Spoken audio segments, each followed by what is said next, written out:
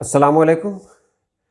आज की वीडियो है दल्ला किसे कहते हैं। दल्ला, मैंने एक इंटरव्यू देखा, उसमें को दल्ला कह दिया गया, बात बहुत आगे बढ़ गई। मैंने सोचा कि इस पर एक वीडियो बनाई जाए, आखिर ये दल्ला लफ्ज़ है क्या चीज़।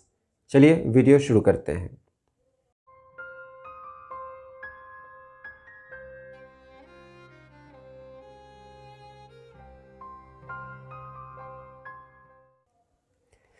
दल्ला लफ्ज़ के बारे में बहुत सारे लोग नहीं भी जानते होंगे, लेकिन ये जान लें कि जो दल्ला लफ्ज़ है ना, वो आया है दलाल से, यानी कह सकते हैं दलाल का जो शॉर्ट फॉर्म है वही दल्ला है।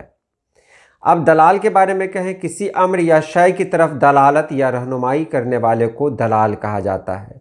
देखिए, दलाल भी कहा जाता है, दल्लाल भी कहा जाता है, और इसको शॉर्ट कर दें किसी किसी ख़ास इलाके में तो वहाँ लाम को हटा दिया तो दल्ला कहा गया। तो दलाल कई किस्म के होते हैं। अंग्रेज़ी में देखें तो एजेंट है, जो किसी बीमा कंपनी का भी एजेंट हो सकता है, उसको भी दलाल कहते हैं। दलाल उसको भी कहते हैं जो ज़मीन का कारोबार करे, यानी जो मीडिएटर का किरदार अदा करता हो, उसको भी दलाल कहते हैं। निशानदेही करने वाले को भी दलाल कहते हैं, और उसको अंग्रेज़ी में एजेंट भी कहा जाता है। उसके बाद है दलाल, कहते हैं वो शख्स जो ख़रीदार और बेचने वाले के बीच मिलाने का काम करे, ख़रीदार और बेचने वाले के बीच मिलाने का काम करे, सौदा करने वाला, इसको भी कहते हैं। दलाल का अरबी मानी अगर कहीं देखेंगे तो नाज नखरा, लाड प्यार, ये सब भी आता है। इसलिए आता है कि जो दलाल होते हैं ना, उनको इन कामों में माहिर होना पड़ता है। वो नाज नखरा ना करे, लाड प्यार नहीं करेंगे तो उनकी रोज़ी रोटी नहीं चलेगी।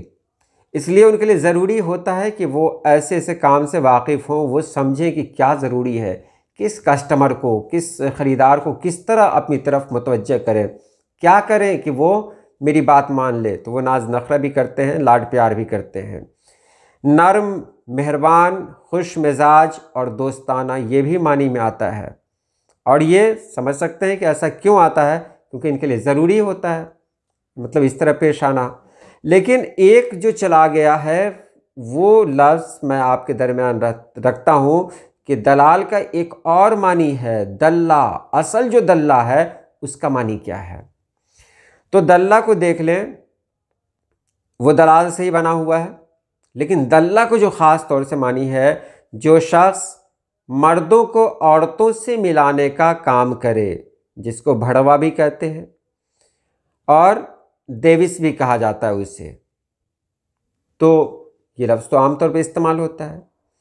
तो जो मर्दों को औरतों से मिलाने का काम करे, ये सब तवाइफ खानों में देखने को मिलेगा कि वहाँ जो अड्डा होता है उसके बाहर बहुत सारे लोग घूमते रहते हैं। उनका काम क्या होता है, वो ग्राहकों को पकड़ कर लाते हैं, जो वहाँ ख़रीदार होते हैं उनको लाते हैं। ख़रीदार कहा जाए कि क्या कहा जाए, बहरहाल समझ रहे हैं आप, को उनको पकड़ के लाते हैं और एक ख़ास तरह से बात करते हैं।